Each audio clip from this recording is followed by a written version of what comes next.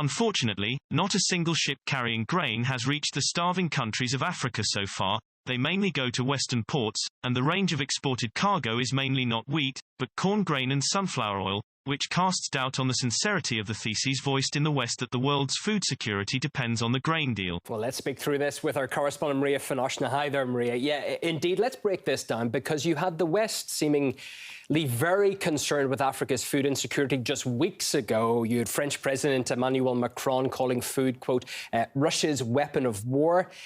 It appears surprising, then, that these first grain shipments bypassed Africa entirely and went to EU ports.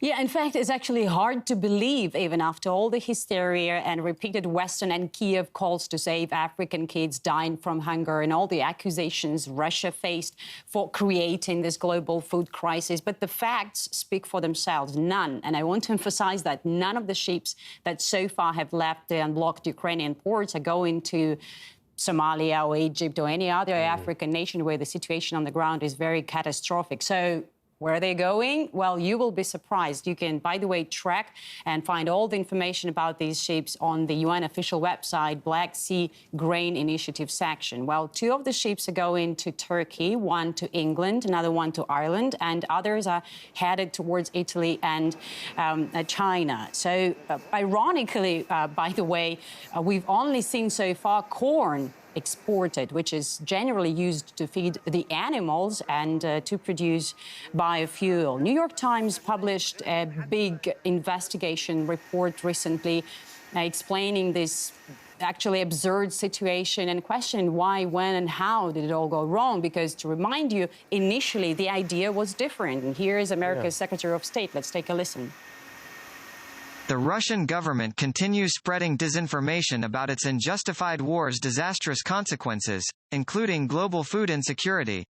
The Russian government should stop weaponizing food and allow Ukraine to safely ship out its grain so that millions of hungry people in the Middle East and Africa can be fed.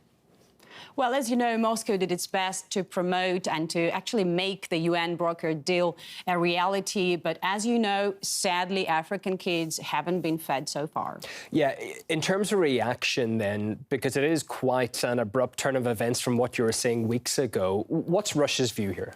Well, Moscow is saying that they are hoping for the best, but they are, in fact, so far concerned about the implementation of the deal and not just regarding the destination of the food. The thing is that there were at least 2 agreements signed in Istanbul 3 weeks ago between Russia, Turkey, Ukraine and the UN. One regarding the unblocking of 3 Ukrainian ports and allowing ships with food to travel safely, and that was done. We've seen that. But there was another agreement regarding Russian food and promoting it, food and fertilizers to the global market.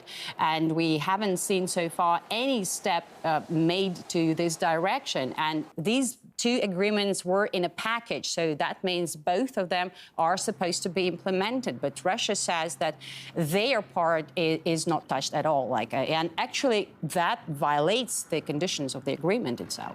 Well, and another aspect of this is, why was it so absolutely urgent to unblock these Ukrainian ports? If we go back, I remember a big sticking point was the demining of waters off those number of ports. That's the question. If the grain wasn't even intended to reach nations in need, why such the clamour then? We can say that something has changed. We now hear from the UN that the deal signed in Istanbul 3 weeks ago has already driven global food prices down, and that somehow will help, starving nations get their food, actually. But, of course, this is not what we would expect from a huge deal between Russia, Turkey, Ukraine and the UN, because, again, the initial idea was to send food directly to hungry mouths. Yeah, but that is not happening, and many now say that is disappointing. OK, well, thank you very much for giving us an overview of that situation as it stands. RT, Maria Finoshna.